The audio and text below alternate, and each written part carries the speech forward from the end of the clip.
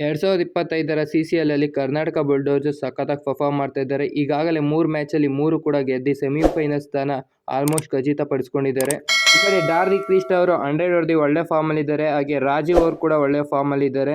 ಚಂದನ್ ಹಾಗೆ ಎಲ್ಲ ಬೌಲರ್ಸ್ ಕೂಡ ಸಖತ್ತಾಗಿ ಮಾಡ್ತಾ ಇದ್ದಾರೆ. ಈ ಸಲ CCL ಗೆಲ್ಲೋ ಫೇವರೇಟ್ಸ್ ಆಗಿದ್ದೀವಿ ಕರ್ನಾಟಕ ಬುಲ್ಡೋಜರ್ಸ್. ಫೆಬ್ರವರಿ 22ನೇ ತಾರೀಕು ಸೂರತ್ನಲ್ಲಿ ಪಂಜಾಬ್ ದಿ ಶೇರ್ ವಿರುದ್ಧ ಕರ್ನಾಟಕ ಬುಲ್ಡೋಜರ್ಸ್ ತಂಡ ಆಡ್ತಿದೆ.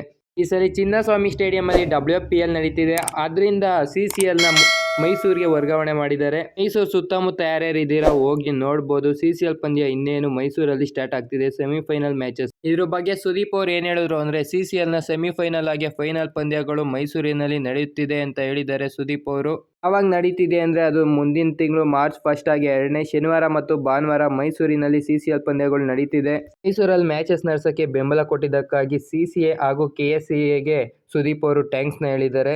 ಟಿಕೆಟ್ಸ್ ಬಗ್ಗೆ ಕೇಳಿದ್ದಕ್ಕೆ ಸುದೀಪ್ ಅವ್ರು ಏನ್ ಹೇಳಿದ್ರು ಅಂದ್ರೆ ಇನ್ನೇನು ಅಪ್ಡೇಟ್ ಮಾಡ್ತೀವಿ ಟಿಕೆಟ್ಸ್ ಎಲ್ಲ ಅಂತ ಸುದೀಪ್ ಅವ್ರು ಹೇಳಿದ್ದಾರೆ.